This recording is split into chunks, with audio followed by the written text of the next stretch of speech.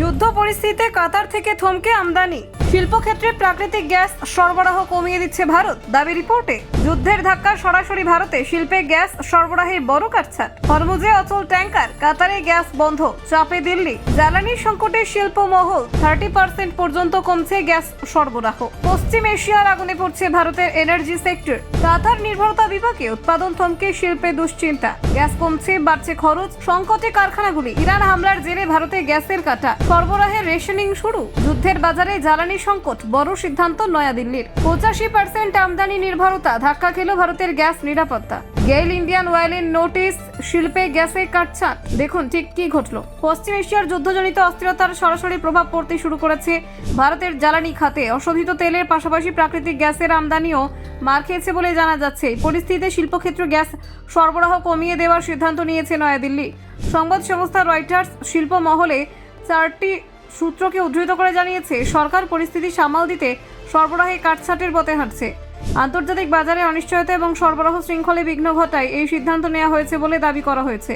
প্রতিবেদনে উল্লেখ করা হয়েছে, ইরানের হামলার পর নিরাপত্তাজনিত কারণে কাতার প্রাকৃতিক গ্যাস উৎপাদন সাময়িকভাবে স্থগিত রেখেছে। এর ফলে বৈশ্বিক সরবরাহে বড় ধাক্কা লেগেছে, যার প্রভাব পড়েছে ভারতীয় বাজারেও। শুধু উৎপাদন নয়, পরিবহন ব্যবস্থাও ব্যাপকভাবে ব্যাহত হয়েছে। ইরানের হামলা এবং হুমকির জেরে হরমুজ প্রণালী দিয়ে তেল এবং গ্যাসবাহী ট্যাঙ্কারের চলাচল কার্যত বন্ধ হয়ে গেছে।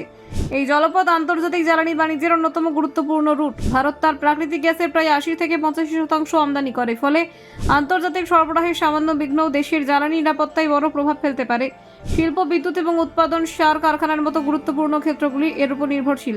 প্রাকৃতিক গ্যাস আমদানির ক্ষেত্রে ভারতের অন্যতম প্রধান অংশীদার হল কাতার। দীর্ঘমেয়াদী চুক্তির মাধ্যমে কাতার থেকে তরল প্রাকৃতিক গ্যাস আমদানি করে ভারত। বর্তমান পরিস্থিতিতে সেই সরবরাহ ব্যাহত হওয়ায় উদ্বেগ বাড়ছে। এছাড়া আমদানিকৃত গ্যাসের সিংহভাগ আসে হরমুজ প্রণালী হয়ে। এই প্রণালীতে ট্যাঙ্কার চলাচল বন্ধ ও সীমিত হয়ে পড়ায় বিকল্প রুট খোঁজার প্রয়োজন দেখা দিয়েছে, যা সময় সাপেক্ষ এবং ব্যয়বহুল।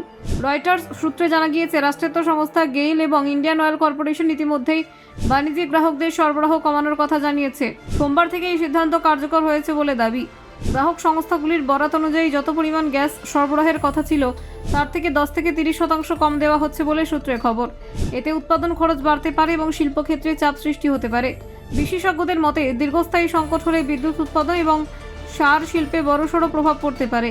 বিকল্প জ্বালানির দিকে ঝুঁকতে হলে খরচ বাড়বে, যা শেষ পর্যন্ত ভোক্তাদের ওপর বোঝা হয়ে পড়তে পারে। জ্বালানি বাজারে এই অনিশ্চয়তা ইতিমধ্যেই আন্তর্জাতিক দামে প্রভাব ফেলেছে।